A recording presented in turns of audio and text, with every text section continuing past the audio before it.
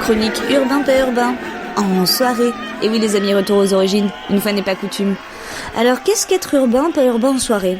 Généralement tout commence par un « Hé Esther, tu fais quoi samedi soir ? J'organise un petit truc à la maison. » Et là, bien évidemment, Esther, ravie, succombe à cette merveilleuse invitation, toute heureuse d'aller s'amuser avec ses amis et d'enfin pouvoir délaisser ses 2 gros chats. Voyez comme cette invitation directement adressée lui assure déjà, ou presque, de passer une bonne soirée. Là, on est dans le bien urbain, hein. Vous l'aviez déjà deviné. Parce que bon, on le sait tous. Quand Gilbert nous dit « Tu fais quoi samedi soir ? J'ai un pote qui fait une teuf, ça te dit de venir ?»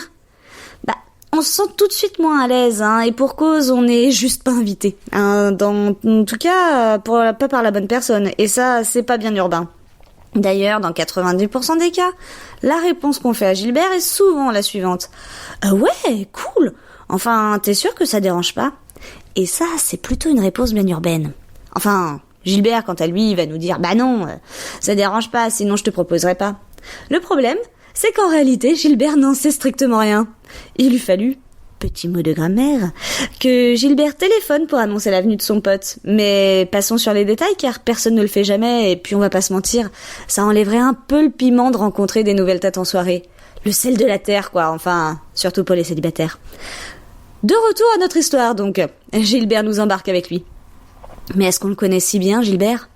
Quelles sont ses intentions ? Est-ce qu'il ne tenterait pas, via cette invitation anodine, de nous mettre dans son lit en passant pour un mec cool ? Est-ce qu'il ne participe pas à un dîner de cons ? Et je vous laisse deviner qui l'a choisi pour le rôle-titre.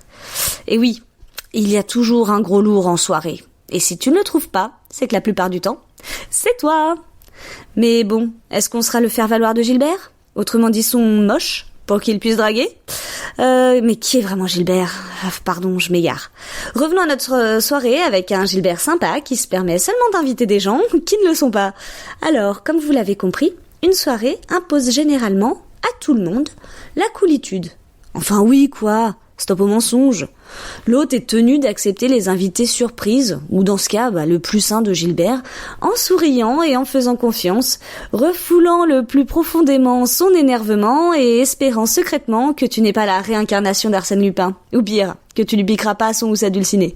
Et toi, petit invité surprise, tu dois assurer, te montrer digne de ta fausse invitation, ne pas te faire honte à toi-même, ni à Gilbert, qui a déjà foncé sur la première bière ou sur sa proie, et parfois même les 2 à la fois. Alors quand la soirée est terminée, ou qu'il vient l'heure où tu dois filer, n'oublie pas d'être bien urbain, et de dire au revoir à ton hôte, et de lui dire merci aussi. Ne repars pas les bras chargés d'une bouteille volée sur la table en loose dé. Surtout si, pour les autres invités, la soirée n'est pas terminée. Car un jour, tu pourrais te faire réinviter. Ou sinon te faire gauler. Et si par malchance, tu tombes sur une hôtesse comme moi, la seule chose à laquelle tu auras droit après ton forfait, c'est « Et tu veux pas prendre une chaise aussi ?» Car les soirées de l'ambassadrice sont toujours un succès. Sans déconner, suivez ces petits conseils. Une soirée réussie, c'est une promesse. Une promesse d'avenir, d'amitié et de beaux souvenirs. Et on pique pas la bibine, c'est péché. Social.